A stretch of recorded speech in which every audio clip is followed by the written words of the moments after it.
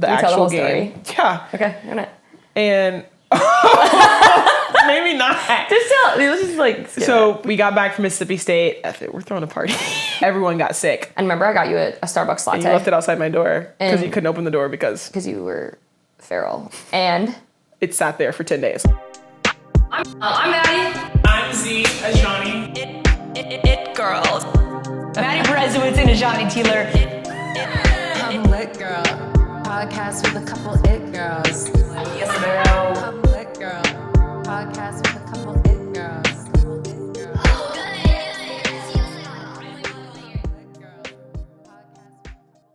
What's up, guys? Welcome to It Girls, and it obviously looks a little bit different right now because we are in Milwaukee, Wisconsin, doing a live in-person episode of the podcast, and we're so excited to do this. First of all, thank you, Mercury, who hosts the podcast. Shout out Ben, Bradford, Adam, everyone. All those guys up in Mercury that are making this happen. And yeah, it's cool because they have like a lot of, if you guys don't know about them, they have a lot of podcasts that are kind of like centered towards like male athletes, but we're kind of like their token female athlete episode, and it's just awesome that they're like putting their capital and their resources to like help us grow. Yeah, they've been really intentional with trying to make sure that this is something that works, and it's really cool because we are one of the only two girls that, I won't say that do this there, but they're making sure that it's a priority for them, and it's been really awesome. So yeah, and like ultimately their goals are the same as ours, and that's just to like grow awareness about female sports and really just like tell women's stories. So,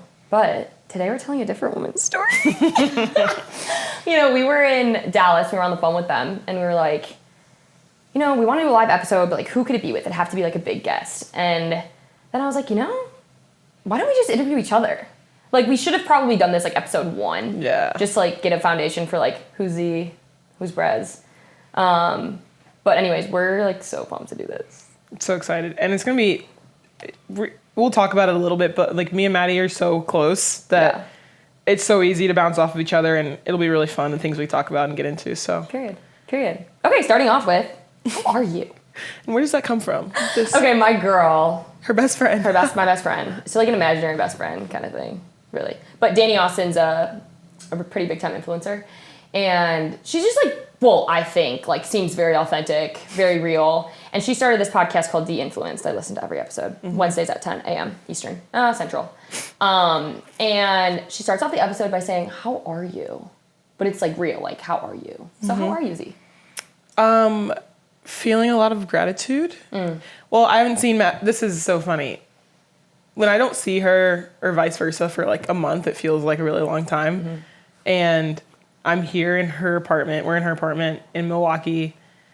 Her sister doesn't know this yet, but I'm going to see her sister later today for a graduation party. It's going to be a surprise. And so just really excited to be here and kind of get a break of what's been going on all summer. So yeah.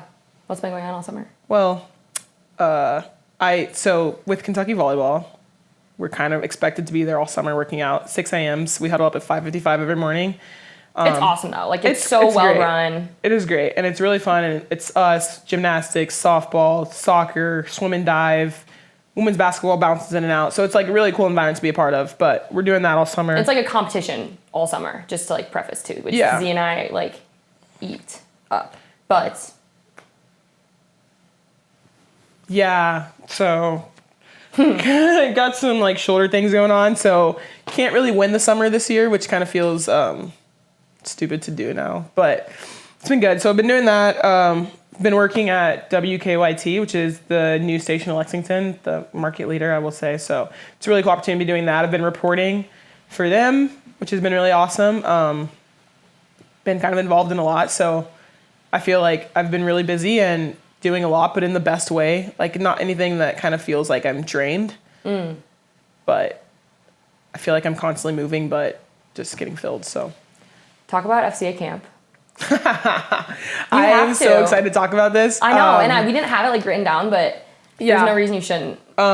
So maybe a month ago, I and a few of the people from FCA at Kentucky went to FCA leadership camp in Bowling Green, where it's on WKU's campus, and there was like 600 kids from middle school to high school age, and 80 of us huddle leaders, which we were all in college or just graduated or about to start college. And it was like by far probably the best week of my life. Just being in that environment where everyone is like there to learn about Jesus, to fellowship, to like come together. And I had the best time, met the best people.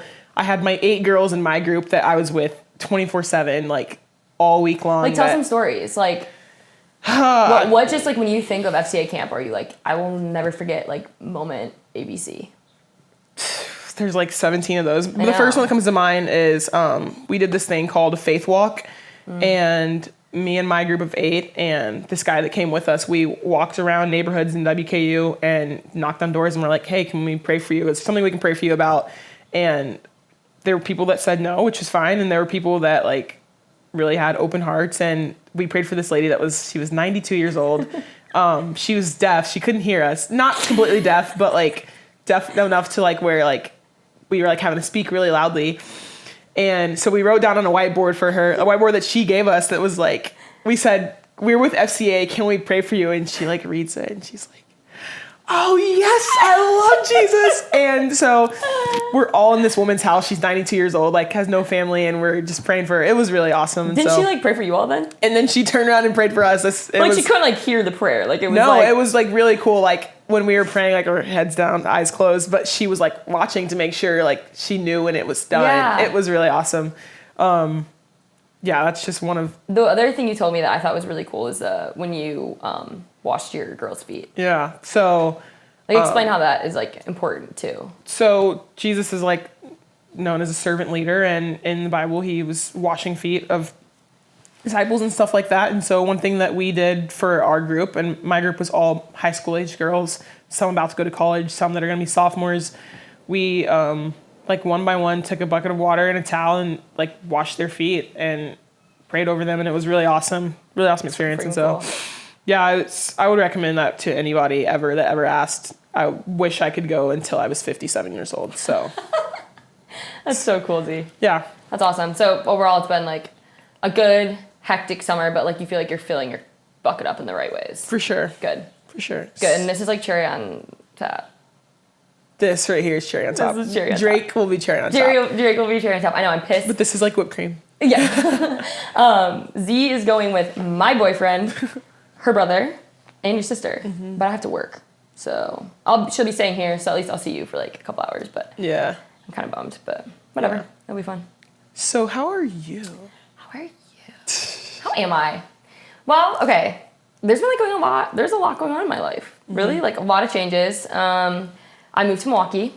This is my apartment, which is like so fun. I was like slowly accumulating things for like a year now. Like there's a candle over there that I haven't lit that I bought. We bought those candles in like what, October? I don't even think so. Like I think I've had mine like, since like last spring.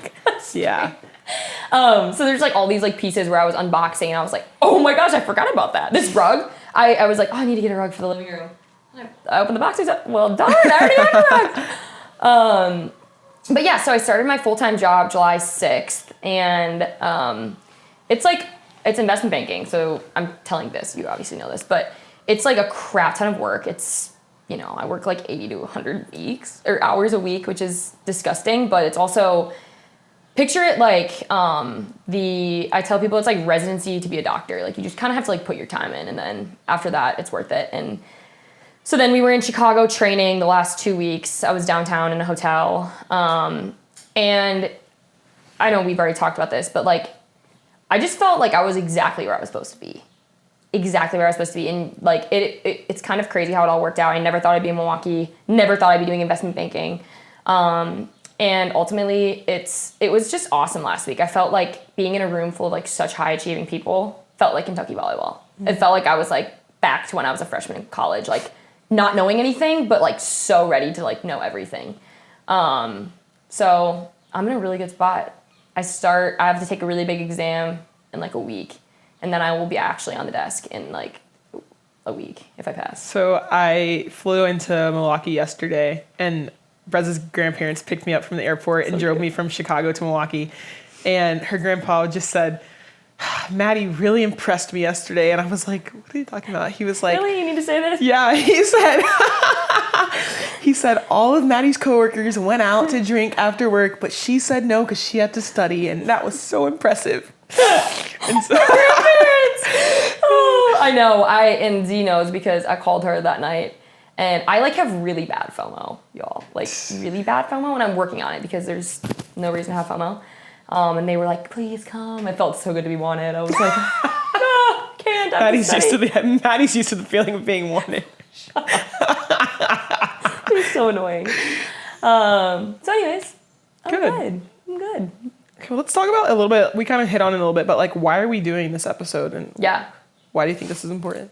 Yeah, well, I think we should first like run it back as to like how did this even happen? How did It Girls come to be, right? Dude, this is one of my favorite stories. I know, I agree. So during COVID, I was laying out tanning. Z was not. She was outside, but like under a blanket. She was not like, which I don't blame you. And we get a call from Carly Kramer, who was our assistant coach at the time. And she was like, hey. I was like, hey, Carly. I feel like you're missing a big piece. I'll do the story.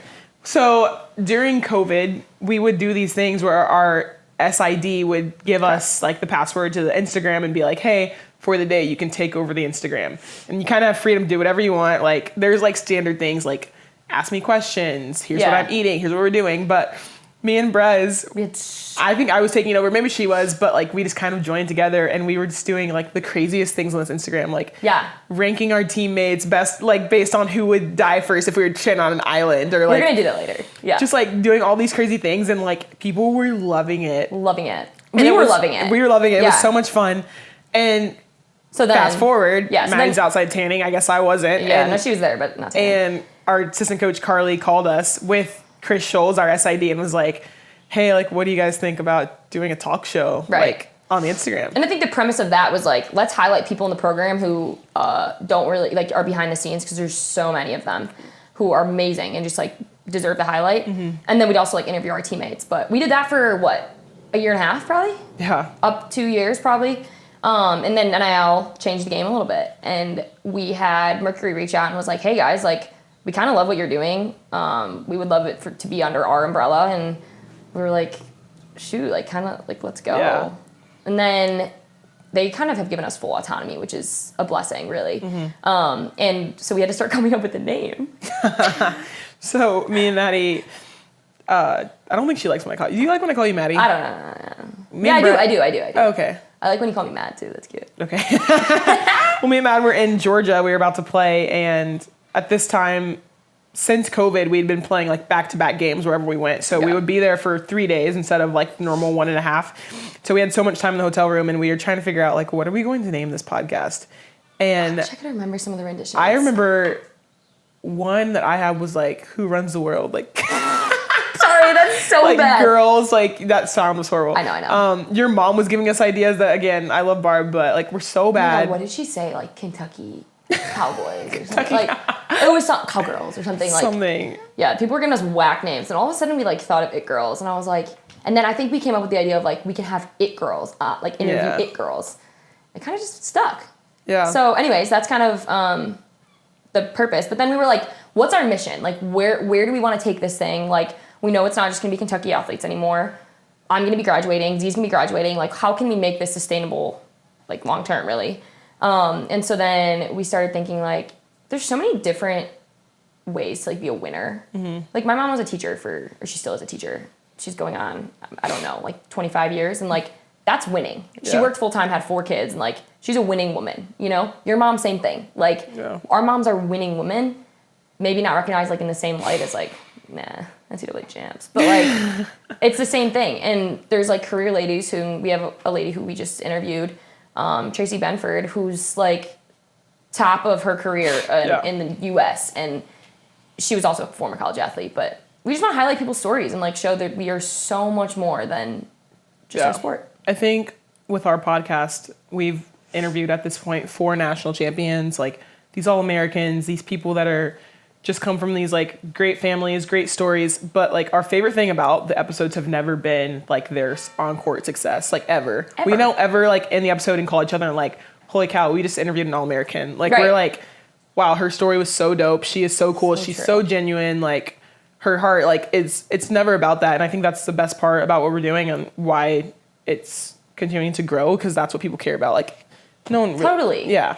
Totally. Like humanity loves stories. Yeah. Humanity lives off of storytelling. So we're just kind of like a piece of that puzzle. Yeah. Also, I would say, I think it's cool, kind of like the community that we built through this. Like there's, unfortunately, this is really sad. I thought about this. Like 2 of the girls that we've interviewed both have like had career, season-ending injuries. Injuries, yeah.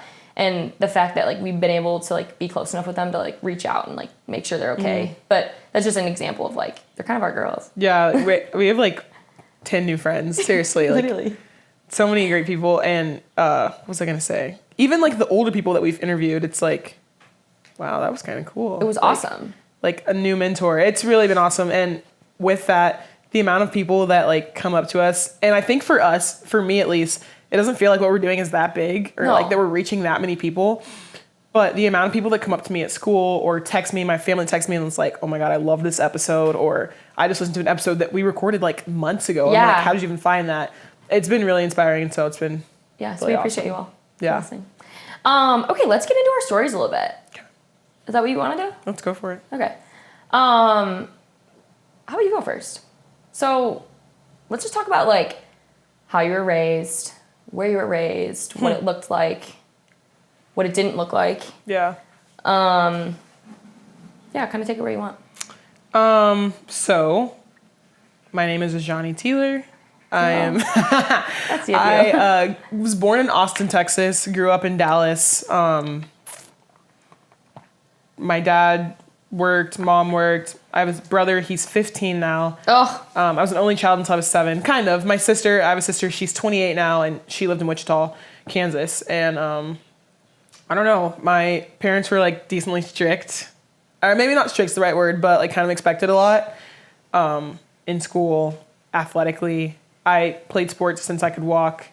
I've kind of looked like this since I could walk, and you guys know exactly what I mean. No, we'll send Bradford some pictures. I like when I was like 5, 6 and started running track, like I would be running and winning the races, and parents around my mom would be like, that girl is like way older. Where's the birth certificate? And my mom would be like, that's my baby. Like yelling at people. And yeah, I just, I don't know. I kind of went to a bunch of schools growing up. Looking back, I never really thought about that until I was thinking about this now, but probably went to like 6 different schools. Like, Which I feel like, I was actually going to get to this later. I feel like it has a lot to do with your personality now. I just thought about that. Like you were around so many different types of people. yeah. Talk about that a little bit. Yeah, like I went to a public school in Dallas for elementary school.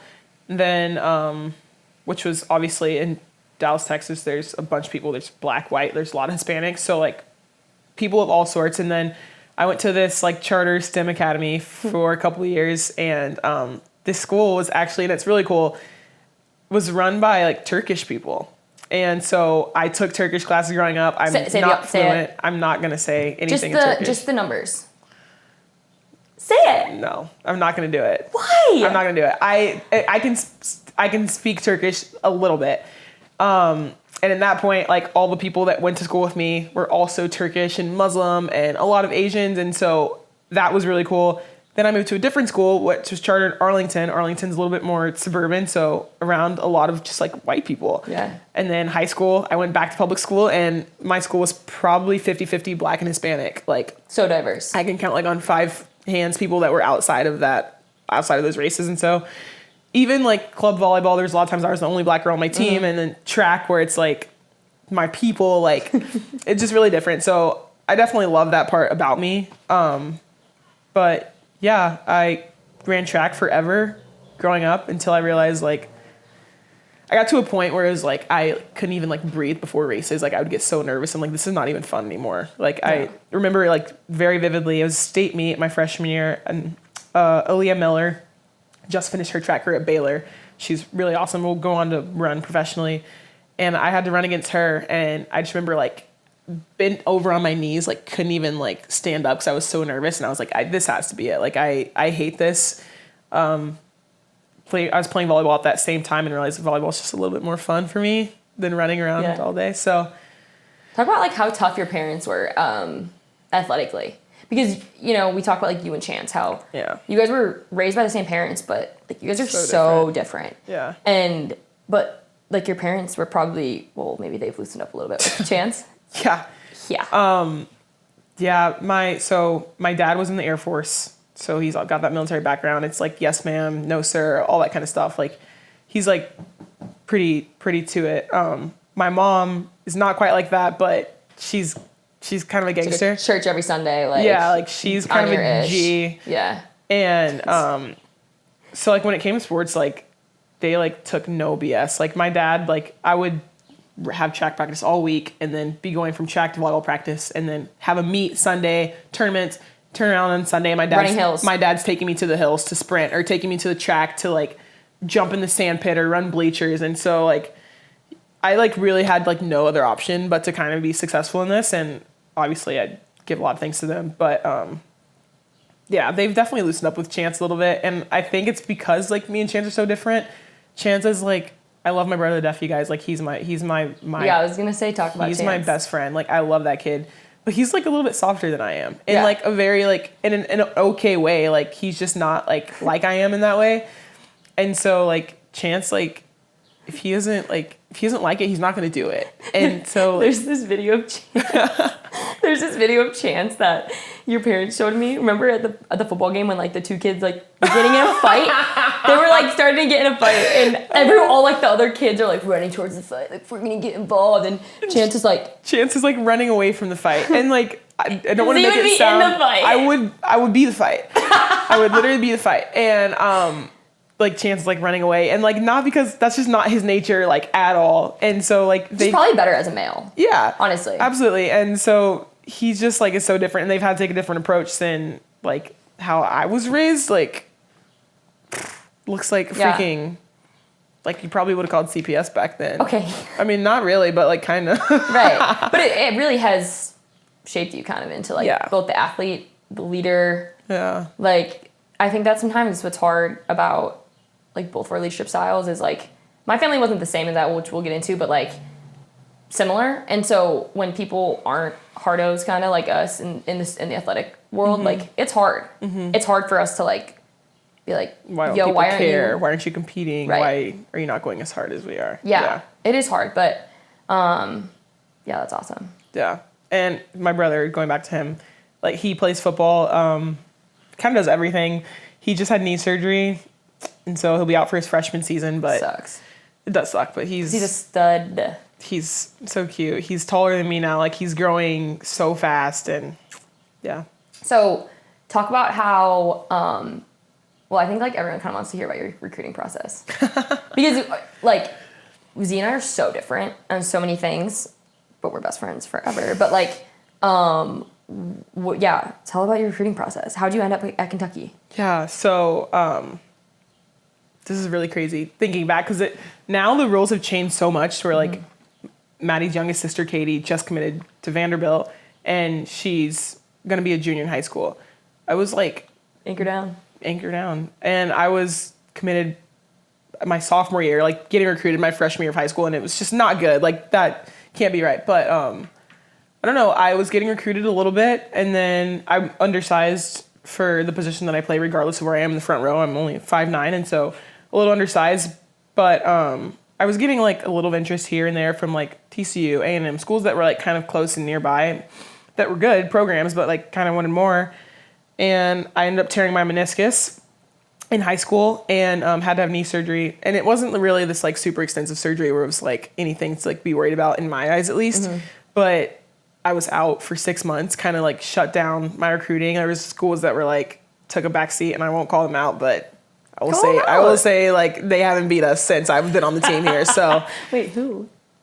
Auburn? No, I won't. Say it. Why? I won't do it. Ugh. It could be. I don't want to burn bridges. Lame.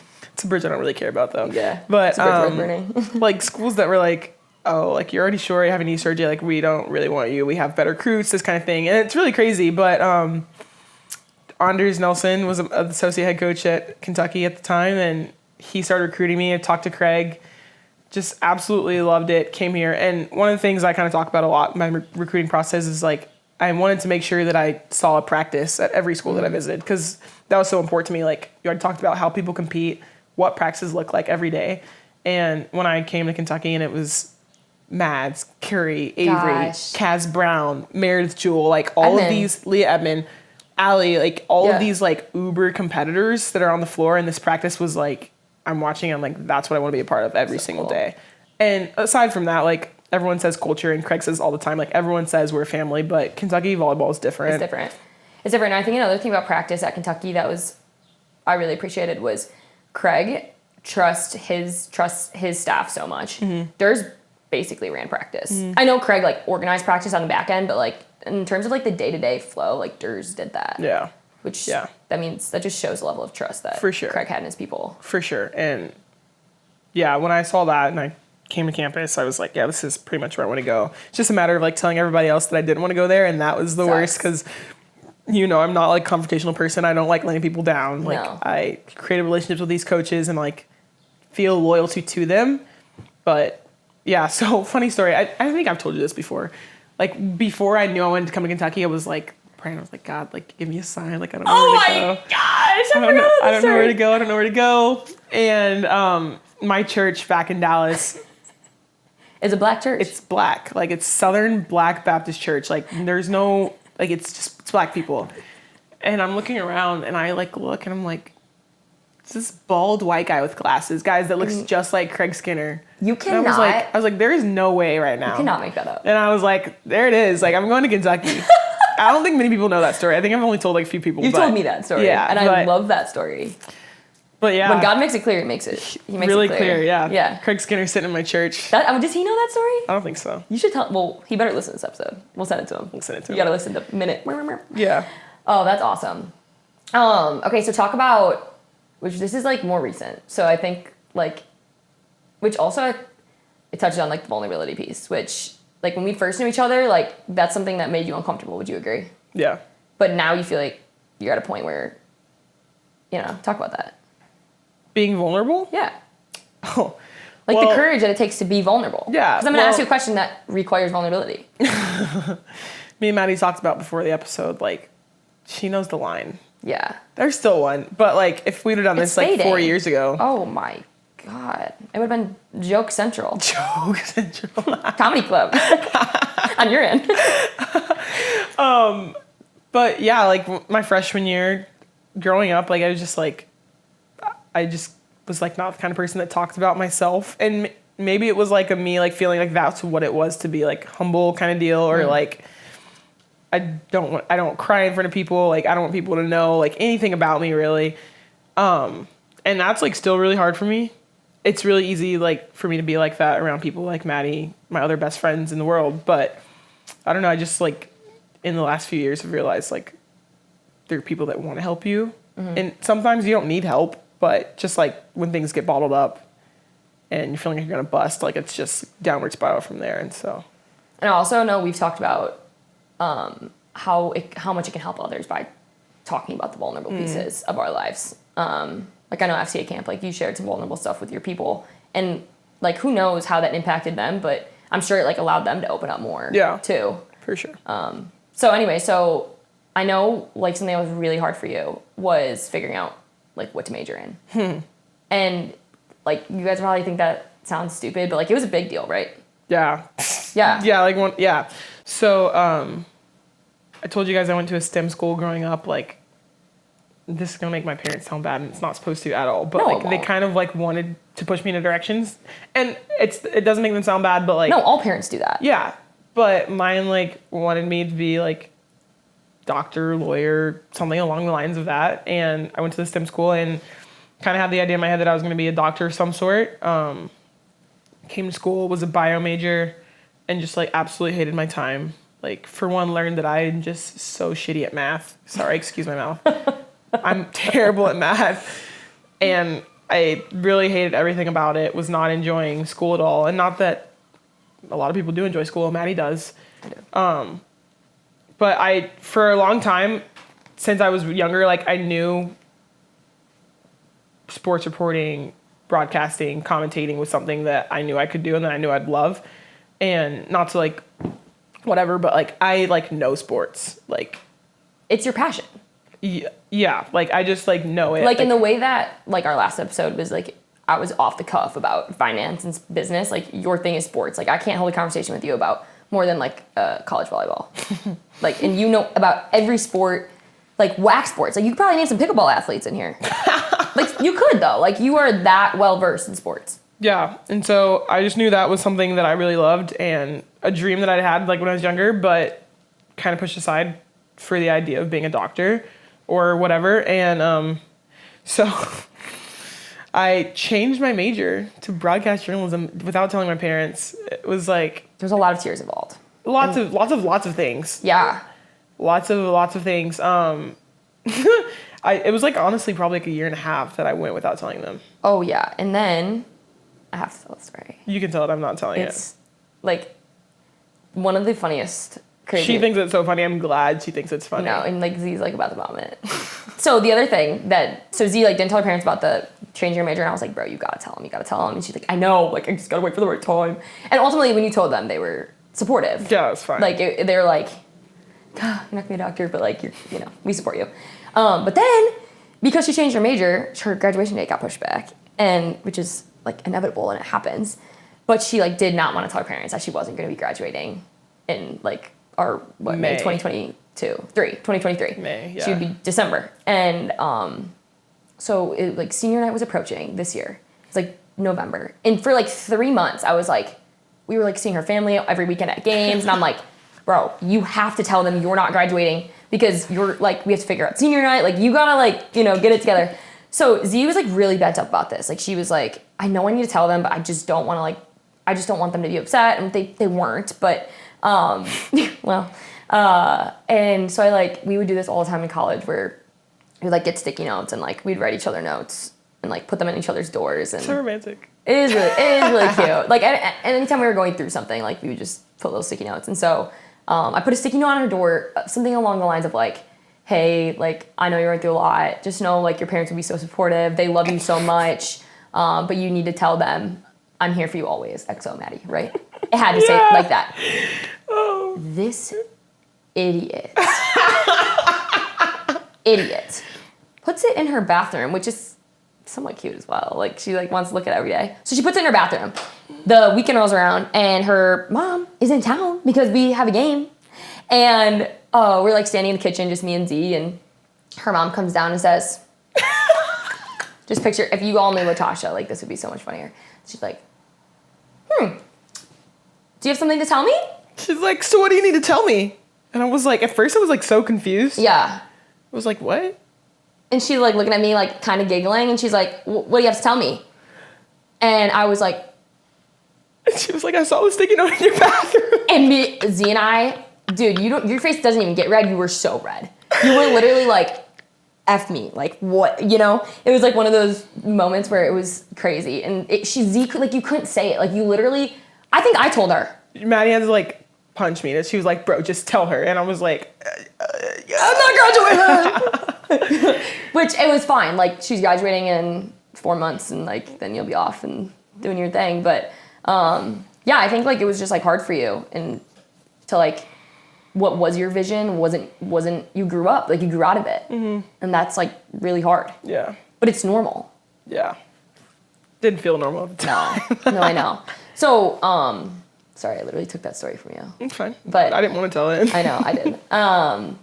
Okay, so another like transformative part of college, I think, was our sophomore year, COVID year, natty year, all in one. Talk about that. Yeah.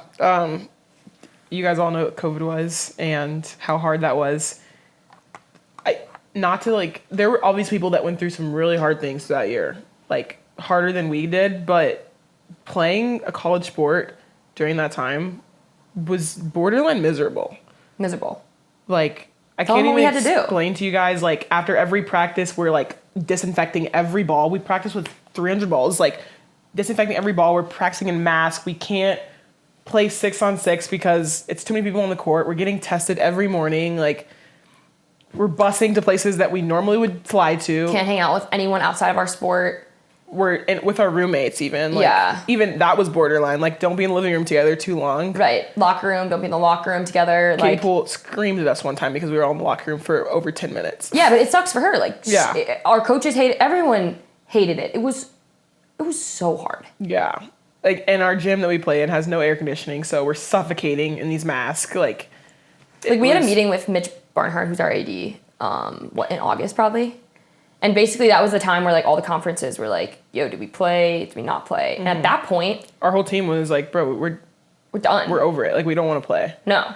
Thank God Which is crazy, because we all love the sport. Yeah. We loved each other, but it was like, this isn't worth it. And there was, like, so much coming out every day, like, hearsay, like, oh, the Big Ten's not going to play. Oh, the Big 12 says they're going to do this. And we're like, what is going on? No one knew what was going on. Like, we're asking our coaches don't know. They're asking Mitch doesn't know. Like, it was just so much uncertainty, and it was so bad until it wasn't. Literally until April 24th. So that season was cut into 2, which was really nice. So we played from August, November, maybe September, November, went home from Thanksgiving to Christmas, came back.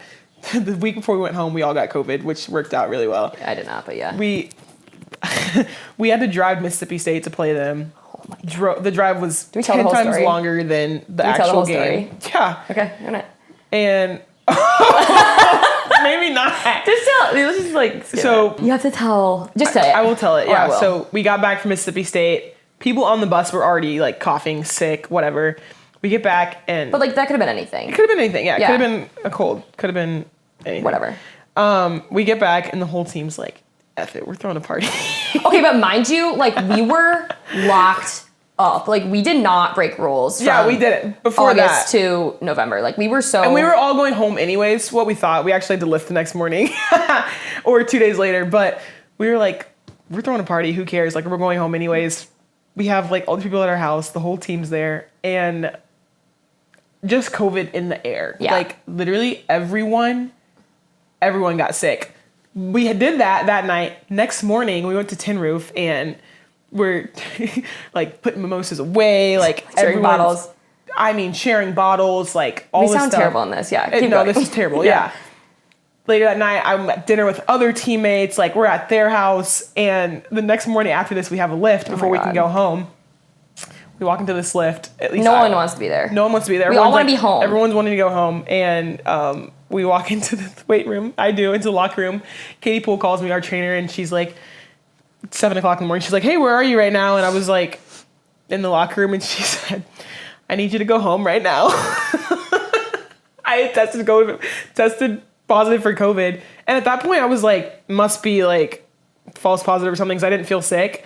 Yeah. I kid you not, the moment I got back to my house, I have never felt more sick in my life. I got a chai tea latte because my dad was there to pick me up to go back to Wisconsin.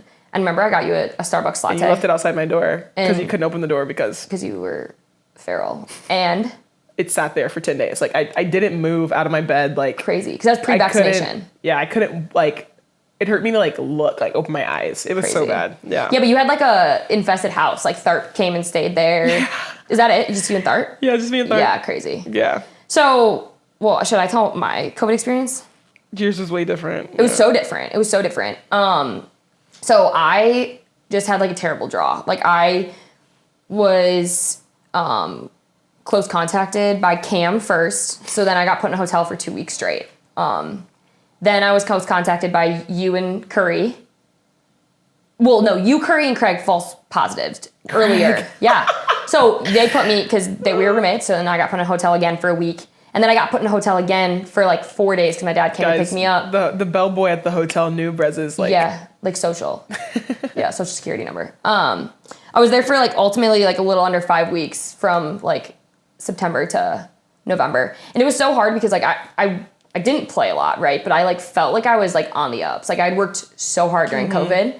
And I was in such good shape. And so I would be playing while quarantined for 2 weeks. And then I'd come back and like my spot that I maybe had a chance of, probably not, was taken. And that happened like over and over. It was exhausting. Yeah. And I got to a really bad point.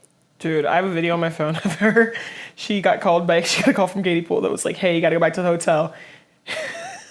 I was Maddie grabbed a suitcase out of the corner and just throws it and is like bawling, crying, I have to go back to the hotel. I hate this. Just screaming. It was awful. It was like her 5th time being quarantined. It was awful. And so honestly, like, and we were going to talk about this too, but like at that point, my identity was volleyball. Yeah. 100%. Like, even though I didn't play, I cared. There wasn't many things I cared about more than volleyball. Thanks. I didn't know what I wanted to do with my future.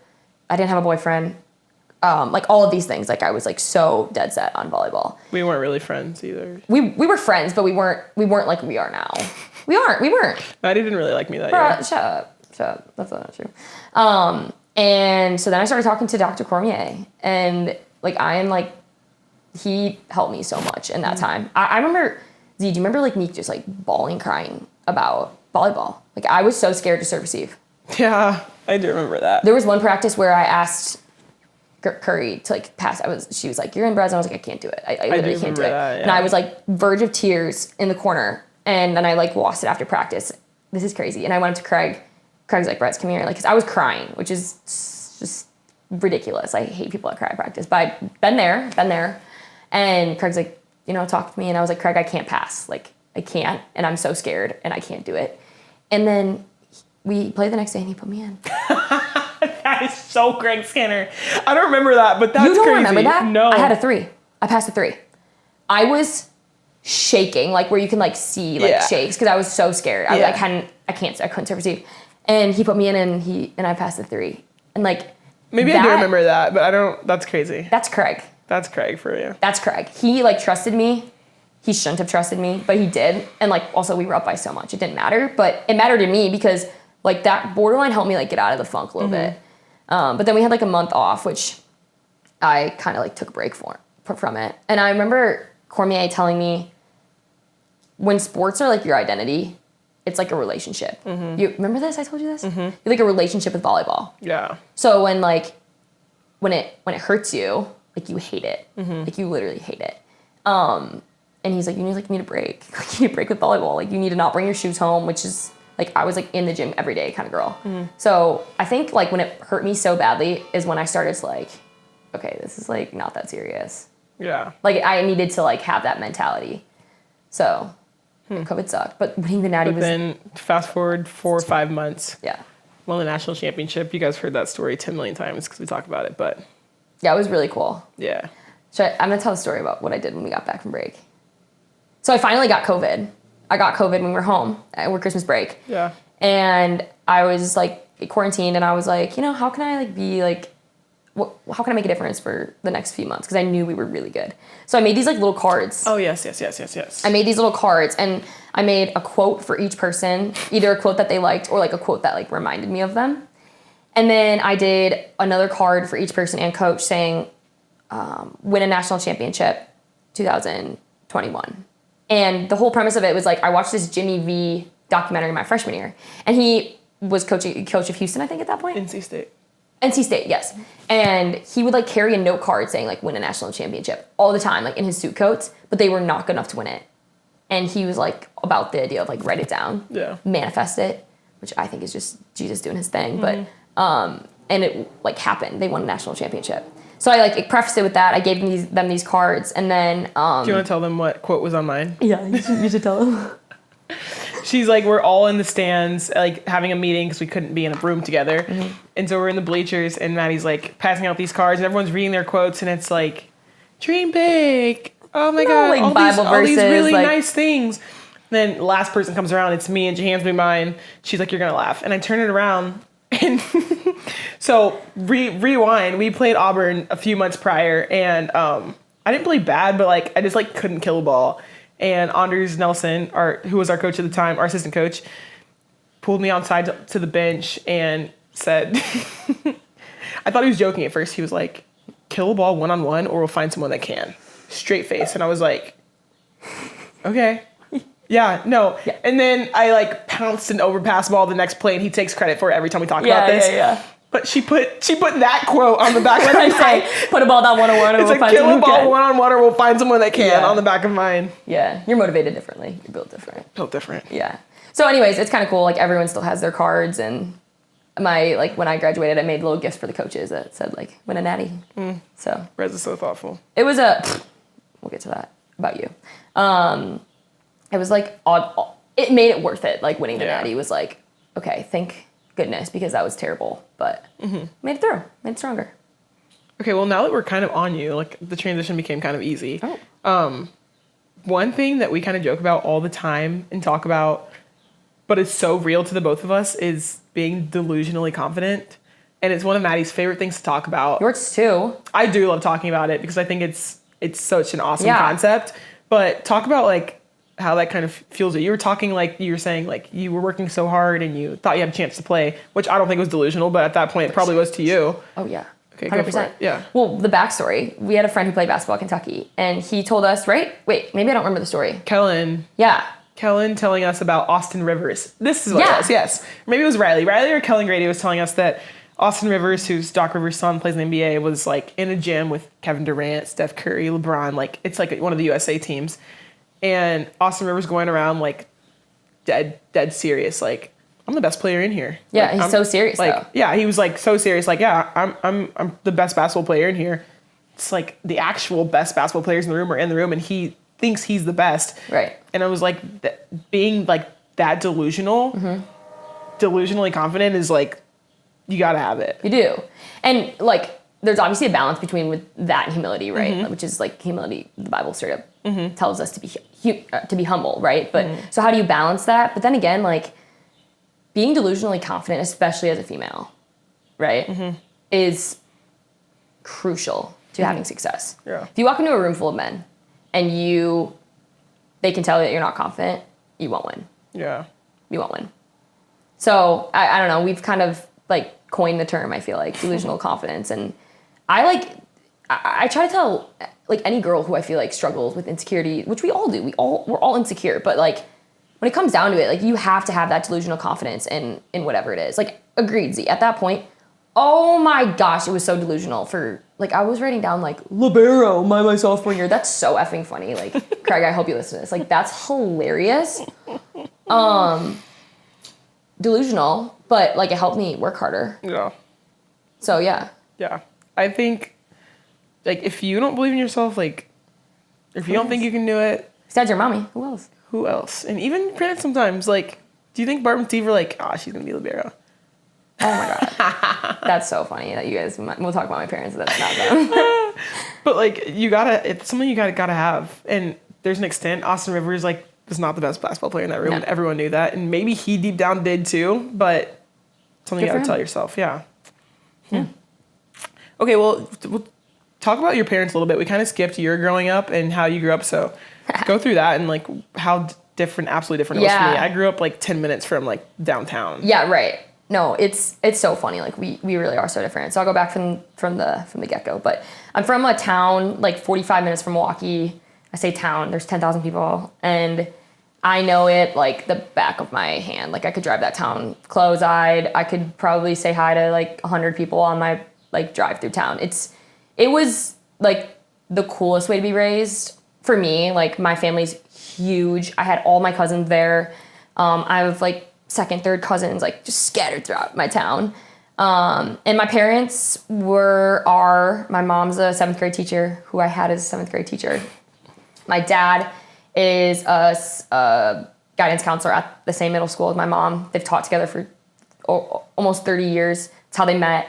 My dad's also the varsity basketball coach at our high school, which was like pretty transformative for like my growing up. And then I'm the oldest of 4 kids. So it's me, and then my brother plays basketball at Whitewater, which is a D3 basketball school. They just went to the Final Four this year, so they're really good.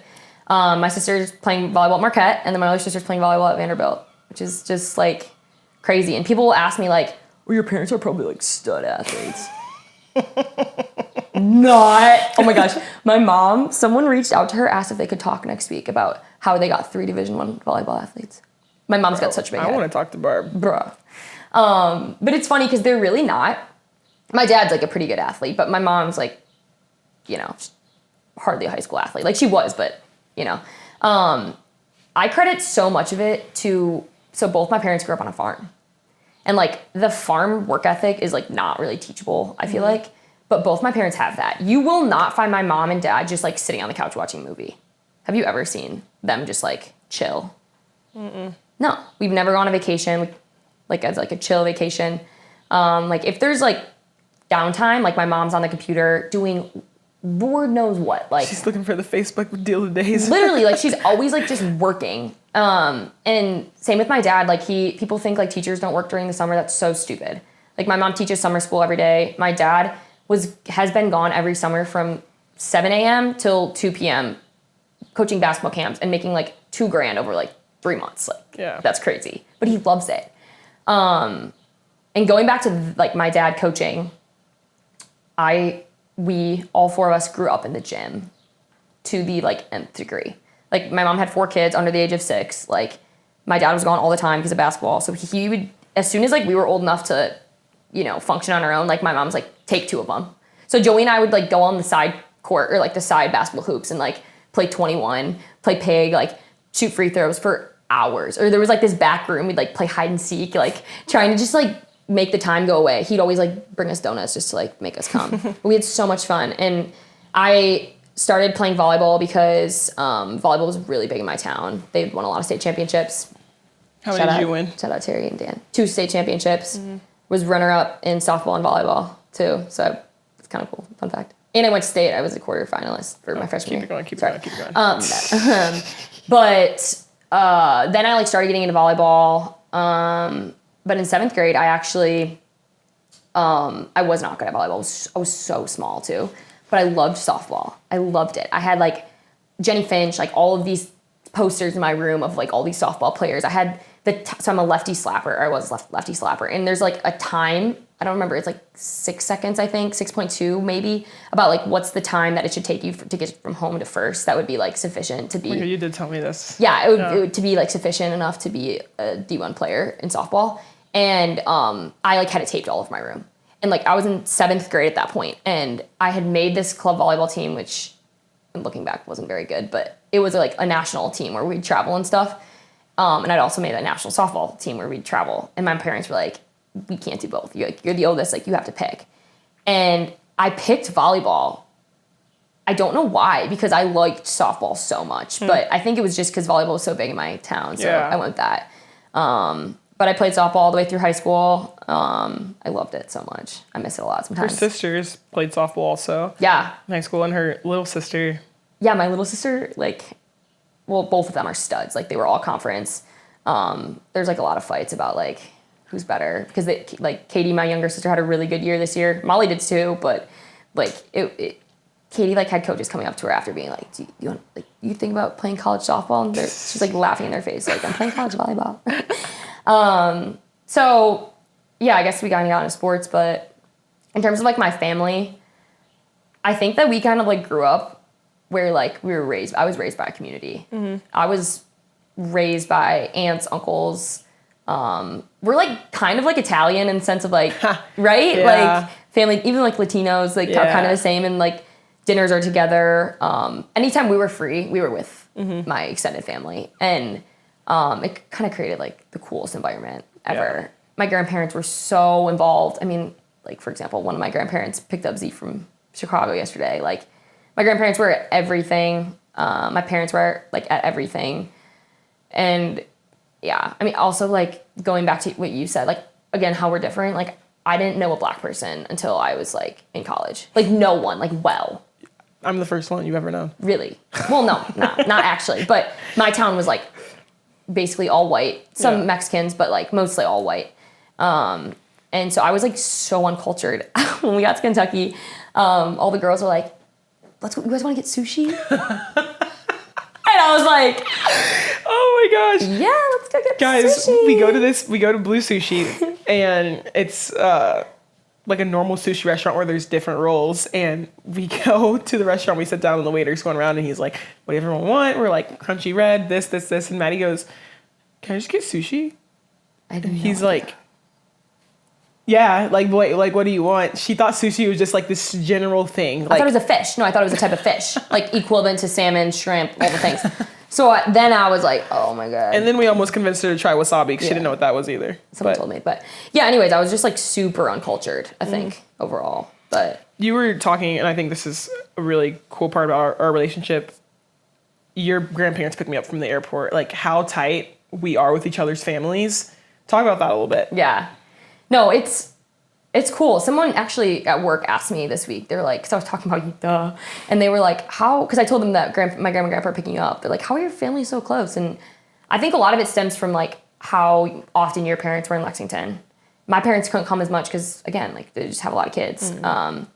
But for example, one of my favorite stories is the only game that I really ever played at Kentucky was my senior year at Texas A&M, where I like was a DS and like that's what I had trained for all 4 years, but I just never had like the real opportunity. But a couple people got hurt and I had to play, and I was like excited, but my parents were so bummed. Like they weren't there for like my one opportunity, but it was in Texas, and so your whole family was there. There were like 3 of them. It was like the coolest thing ever. Like when I got off the court, I don't even know if they said hi to you. Like they were like jumping on me, like, we're so proud of you. Like we're just so happy for you. And I was like overwhelmed that they were able to be there and like be my family in that moment. But yeah, you've been to Burlington, what, 5 times?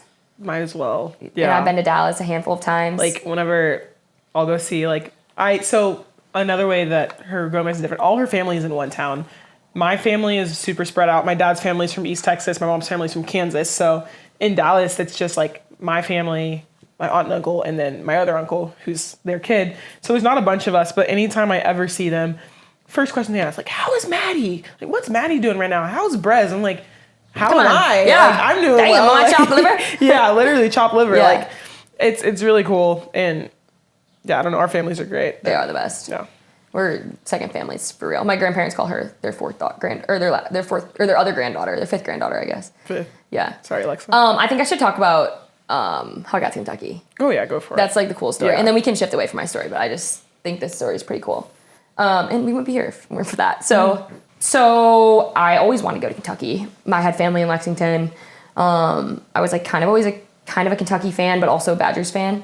And going back to like the delusional confidence, like there's no way in HE double hockey sticks, like I was good enough to like, I didn't have the ceiling really to play there, but I thought I did. I really did. I really believed that I wanted to go to like a big school where I could win and like make a difference.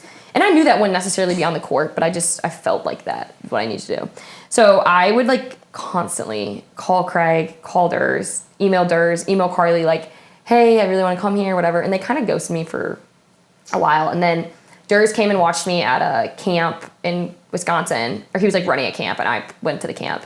And camp's like kind of my MO. Like then I can actually like shine in the light that I wanted to. Like, sure, I can't really serve receive, but like I'm going to be a good leader and do the intangible things and go like that direction, lean on that direction. And so then he kind of started talking to me. And then, which my grandparents told Zita's story last night, but my grandparents were at like an airport and they saw this 7-foot man walk in, decked out in Kentucky gear. They were like, he's definitely a coach, like for sure. And my grandpa has like no filter. So he just goes up to him and he thought he was a basketball coach.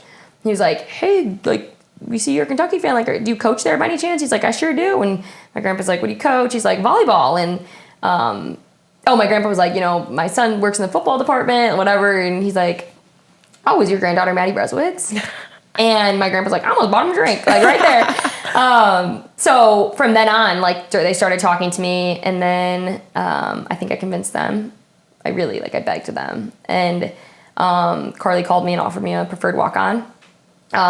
And so then I knew I wanted to go there as soon as I had that. I really didn't have any other offers. People asked me, and I kind of changed the subject because I literally did not have another offer. UW-Milwaukee was like kind of talking to me, but at that they had like maybe 2 years, and I don't think I would have gotten an offer. Yeah. So Craig taking a chance on me was like the coolest thing ever. But then like my parents are teachers, and they told me, you're paying for your tuition. Like, how am I going to pay? So I did a lot of research, and I knew I was good enough in school, but like how good I didn't know. And so I took the ACT, I got a 23. I took it. I paid for a tutor for myself. I paid for, I like studied my butt off. My grandma was like helping me all the time. And I took it 6 more times, and I ended up getting a 32. And with the 32, the only reason I wanted to get the 32 was because I was eligible for a scholarship to Kentucky to get in-state tuition. So I ended up getting in-state tuition at Kentucky, and also Craig put me on scholarship 2 separate semesters, which like I owe it all to him because I don't know, God's crazy, isn't he? Like my parents were really worried about what the financial part would look like. Yeah. And I was too, like I knew I'd have to pay for it. But I came out with like hardly any student debt. Yeah. And like, again, Craig. Yeah. Thank you. Shout out to the ball man. Shout out to ball man.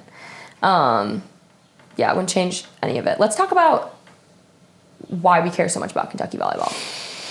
I think there's one time that I will never forget is I was crying about, I think it was last year or the year before. I think it was the year Probably before. last year. Last year was hard. Yeah. It was hard. Yeah, you go for it. No, it was just like we were seniors and we had played with girls that played a certain way and like showed that they played a certain way, and like we wanted to win the SEC so bad our senior year. Like it was like we've done this 3 years in a row, like we want to do it. So just like leadership is lonely. That's what Craig kept saying. We were like, yeah, you don't want it to be lonely. Like Craig, here's the thing with Craig. He's like one of the best men in the entire world, but so good at being neutral and just taking a step back and looking at it from both sides. And we're storming into his office and we want him to be mad with us, and he's like, he won't do it. Like he's so level-headed and so neutral about everything, and it's like so hard when we were having this year that like I was miserable at sometimes. And he just like is so like just so even. I don't even know, Yeah, so it was hard, but what were we talking about? Oh, how much we care. So I was like, we were crying a lot that last year. And Z looked at me, she was like, dude, I don't even think people understand like how much you care. Yeah. And it's equivalent about how much we care about the program, and like that's like with anything we do. Mm-hmm. But Kentucky volleyball is kind of like, it's just like hard. Like I said earlier, like everyone says like family, culture, like all these yada yada, but like one thing that Craig has, I think, really emphasized recruiting now, like recruiting these 2025s, is like, look at how many people continue to come back. Like Madison's come back to coach, Merritt's come back to coach, Katie Poole's been here for 10, 15 years, Kristen's been here for 15 years. Like all these people that want to stay here and come back here is just a testament to like what he's done, what we've kind of created here, the people there. And I don't know, like I said, I'm like loyal to a fault. Like oh my gosh, I can't imagine playing anywhere else. Like I don't think the grass is greener anywhere else in the country. No, it's not. Shifting gears a little bit, but also really like incremental for our college careers. Let's talk about how college like shifted our faith. I think you should go first. I was going to ask you this. Oh, sorry. Because your circumstance is a little bit different than mine. Yeah, I think. Yeah, it totally is. Well, it's kind of funny because like it's hard because like this isn't a Christian podcast. Like there's so many things. Yeah. But it can't not be. It's part of who we are. You know, and like it has become a part of who we are. And like I did not grow up. I grew up Catholic, and so we'd like go to church like once a month maybe. But my family was, you know, pretty Catholic, and I didn't know. I made some mistakes in high school. Can like do the math, and that like was shameful for me for a long time. Like I held that a long time, but I was delivered from that. Like I got to college and I was with all of these girls. I had never knew what it looked like to have a relationship with Jesus ever. Like y'all were like friends with him, and I was like, what is going on? Like that's not how Catholics do it. Yeah. And then like FCA was like the cool place to go. FCA, Aaron Hogue, like it was every Monday night you'd get this group of people together who were like the most genuine, kind, funny, fun, glowing people. Like people who just like lit up with Jesus. And I was like, these are the kind of people, like these are my kind of people. Yeah. So I started going to a new church with these like non-denominational church, and just like fell in love with what it looks like to be a Christian, what that walk looks like, how I've evolved as a person. And I think you'd say is like, I'm a different person. Yeah. And it's crazy because you're like pretty great when you got to college, but like how Maddie is now, her like values and what's important to her is so transformed and so different, and for the better, obviously. Yeah. But it's cool though too, like it's like our faith is something that we can connect with people on. So like we had Anna a few weeks ago, who's like a very faithful person. We've had Anna Camden, who's a very faithful person. Like I thought you were talking about Anna Camden. I was like, Anna Camden was like months and months Anna ago. Wilson. Yes. And like all these girls who we can relate with them on that. And it helped me so much. And I know your story similar, and like it showed me like my identity outside of volleyball. My identity is not in volleyball. Like I am so much more than just a volleyball player. And like, yeah, I don't know. I would say it just changed me completely. Changed your life. Yeah, for sure. But your story is so different again. And you got baptized a few months ago. So what does your walk look like? So we talked about it a little earlier, but like my mom was like my Sunday school teacher, like growing up, like went to church every Sunday, like vacation Bible school, like all the things, doing all that stuff, like what you like would imagine, like that's how it was for me. And then you like get to high school and you got club tournaments and like that kind of shifts a little bit. And I don't think I was ever at a point where I was like on this like downward spiral, like I was like bad doing all these crazy stuff, like anything like that, but just like it wasn't like on the forefront of like who I was. Like as simple as like gossiping or like swearing or like things that are like aren't a big deal, but when you start like learning about Jesus, they become a big deal. Right. And so I got to school and like went to FCA, went to church, all these things. But like, again, like at that point, there wasn't anyone that was forcing me to go. Like it was something I had to kind of take up on my own. And like I had my Bible and it probably sat like and collected dust for like months. I like didn't really open it my freshman year. Devotional, same thing. And then like Maddie said, you're surrounded by all these people that are like doing the thing, like have this relationship that you kind of want. And it's inspiring and so inspiring. And it like you don't feel that kind of like conviction and inspiration like in any other realm. And so I was just like really lukewarm, got to college, kind of changed, and really over like the last like year just like have really just like made it intentional to dive deep in every aspect of it. And it's been even like a year ago though, I remember there was a time where it was hard for you, like you were like your shoulder was bad, like you were like kind of mad at God for a little bit. Yeah. Right? Like last season. Yeah. I just didn't know what was going on. Like it felt like everything was kind of against me. Mm-hmm. But you like feel really like you're at a really good spot right now. Oh yeah. In your relationship. Yeah. Oh yeah. It's so cool. Yeah. It's so cool. And you know, I don't know. It's just something that we just love so much. It's who we are. Like it's part of our story. So I think we had to touch on it. Yeah. What else? What else? Well, okay. I think like to end it, we don't have to end it if you don't want to. No, we should end it. We have to. I know what you're gonna say. Go ahead. I don't think you know what I'm gonna say. Wait, can I ask you one like fun question before? Yeah. Okay, I'm just gonna ask you one of the questions that I had prepared. We had like questions prepared for the end, but okay. Crazy. Not like we've been so serious, but now this is a fun one. In another life, what would you be? Dude, a food critic.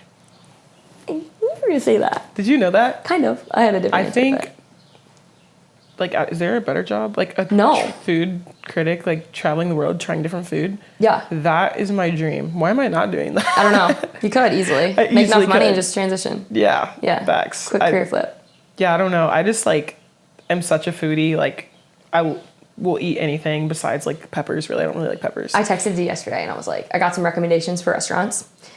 One, pretty bougie, but supposed to be insane. Or two, not as bougie, but good. What do you think she chose? We went to the bougie one. Like, it's like a problem. Like, here's the thing with me. I don't have problems spending money on really anything. Like, a lot of things I can justify spending money on for me. And it's different for everyone. Like, Maddie, it's different for her than it is for me. Like, for me, like, I will spend whatever on shoes. Like, I don't really care. My people, like, on gifts, like, I will spend whatever. Like, I can justify those things. Food is 100%, like, I don't really care. Like, Food's me too. Like, I will pay whatever for a good meal. Yeah.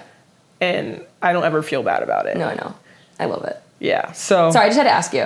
I figured that's what you'd say, but yeah. What is yours? An influencer. It sounds so bad, but I just, like, honestly, I do love my life. I like kind of live my dream, but I think it would be so fun to just like have a platform like that. And I know I do have a platform, but I think I'd be good at it. Mm-hmm. You do have a platform, and you would be good at it. You are influential. It's just like fun to relate to people. Yeah. Like have a community. I think it'd be so cool.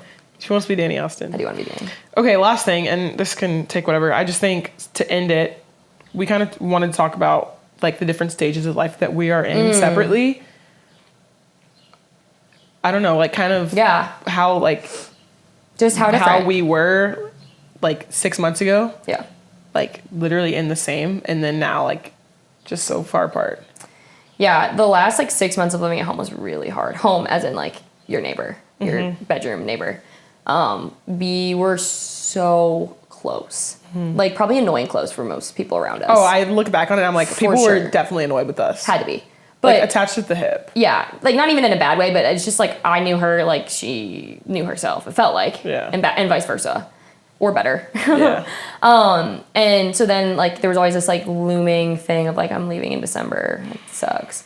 There was like the last month where Z like couldn't come in my room because I would like slowly start like packing and she was like I can't do that. I can't do this. But now, so I like graduated in December and I traveled a bunch. Saw you a lot though. And then now like I'm a full ASS adult, like paying my phone bill. Isn't that disgusting? I told my mom yesterday, like I won't do that. Sorry, I'm sorry. That's crazy. Another fun fact about me, that noise that she just made makes my skin curl. Like I hate it, and she does it all the time. But I told my mom like I'm not paying my own phone bill. You'll do it. No, I'm not that adult. It is crazy. Like, I mean, my boyfriend lives here. Like that's another thing. Like that's pretty adult. Like, I have a full-time job and I am like so passionate about it and I love it. And I have dreams that are like kind of crazy and in a similar like delusional confident way as playing in Kentucky. Should I say that? Yeah. I really want to own my own private equity company, which Z knows. I do investment banking, but like that is my dream. Like in freaking like 15 years, I don't know what it's gonna look like. Especially like having kids, like that kind of goes like this. But and I would just love to invest in like health and wellness. I just think like health and wellness is kind of the future. People are realizing how important health is to to just be a sustainable person. And so that's my ultimate dream. And so I don't know what that will look like, but again, like that's delusional. I don't even know what like a model is in Excel yet. I think I can do that. So,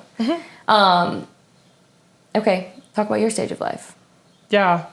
I used to like kind of hate talking about this, but now like that it's transformed the way it has, it's really cool. But all of my like friends are older than me. Like all of my best friends in the world are older than me, besides Maddie. But like she's actually younger than me, but she is like at the stage of all my friends. So like after last season, Maddie was like really like my person. Like all my other friends had graduated and left, or they're working these jobs. And so December rolled around.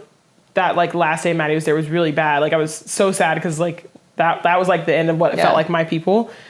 And like when I went home over winter break, I was just like, it's gonna suck. Like I'm dreading going back. Like I don't have any friends. I'm probably gonna be like pinned up in my room all the time. And it's just equally hard because like not only are my friends all like gone, but they're all doing things that I feel like what I was supposed to be doing to like be on the right track. Like you have a job, like these people are traveling, these people are getting engaged, people are getting married, these people are doing all these things that it feels like is where I should be. And so it was just like really hard. And then I come back in January and God is really funny. Like he really just funny. Like absolutely like the community that I found like within FCA and work and even school, like I didn't really have like school friends. I have a few, but like now like people that I talk to that are like feel like are my people now and that I have that and it's been really awesome. And so I don't know, I really was just dreading coming back and now I feel like very content in the same way you feel like you were where you're supposed to be. Like I like know like where I am at right now is like what I'm supposed to be doing and where I'm supposed to be like changing things. So it's been really cool, but it's so exciting. Scary. It's going to be done in 5 months. And it was also crazy because like your two other closest friends are like Mads and Avery and Mads is now your coach. Yeah. Talk about that. One of my other best friends in the whole entire world, Madison Lilly, she played a couple of years in, overseas in Europe, and now she's coming back to coach us. So she is not only one of my best friends, one of my former teammates. It makes for a really like complicated dynamic. But she's gonna kill it. She's gonna absolutely be like, she was the national player of the year.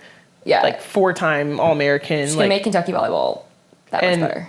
Talk about people that care about Kentucky volleyball, like still to this day, the way she talks about this program is like gives me goosebumps and chills. And so having people around like that are going to help bring the culture like back to what we all want it to be is going to be It's so exciting. Yeah.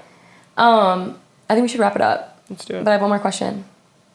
What's your best piece of advice?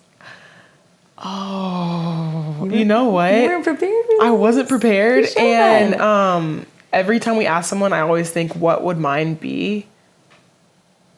I don't think I can pull mine off the top of my head right now. I think you should do yours. Do you have yours? I can do mine, but you should think on it. I'll think, yeah. Mine is my like. Oh, I don't know what you're gonna say. I know Yeah. what So you're gonna say. growing up, my dad would always say, "Do what others don't." Yeah. And that resonated with me so hard. Like even in high school, like everyone was drinking. Not everyone, but it felt like everyone. And he was always just like, "Do what others don't. Do what others don't." And that involved like going to the gym when everyone was hanging out, or like just like eating. Like my parents were just like so good at encouraging that of like, just like it's okay to be different. And I think that's kind of been my thing is like. I kind of take pride in just being like a little bit different. And she is different. Yeah, but not in good ways all the time. I think most times. Sometimes. Yeah. Okay, do you have one? Jesus. That's my best piece of advice. Yeah. Jesus. No. No. Yeah. I don't know. The first thing popped in my head, and this is not great, but my mom always says is like, well, for one, to preface, like people think that the word consequence is automatically negative. And it's not necessarily true, but my mom always says, like, every decision you make in life has a consequence. Like, you just have to, like, be prepared to face what it is, and sometimes it's good, sometimes it's bad. That's the first thing that popped in my head, and it's not probably my best, but it's something that I do think about every time, like, when I'm trying to figure out, like, what to do, like, you just have to decide, like, which one's worth it. Yeah. I don't know. That's good. Yeah. I love Latasha's wisdom. This is amazing. Yeah. This is like something I'm probably going to cherish forever. That sounds so stupid, but it's real. Yeah. And I wouldn't be opposed to doing this like once a quarter. You would love me coming out to Milwaukee I all the time. I would. You? Or maybe biannually, but wouldn't be possible without all of you guys. Yeah. So thank you for listening, and share the podcast. Don't share the podcast. Listen to the podcast. Don't listen to the podcast. But we just love doing this, and we care so much about the mission. So anything else to add? No. Thank you, guys. This is awesome. Yeah. Thank you. Shout out to Steve. You guys Shout out can't see Steve. Steve, but he's behind the camera, and he's been killing it. So. Yeah. Thank you. Bye, guys.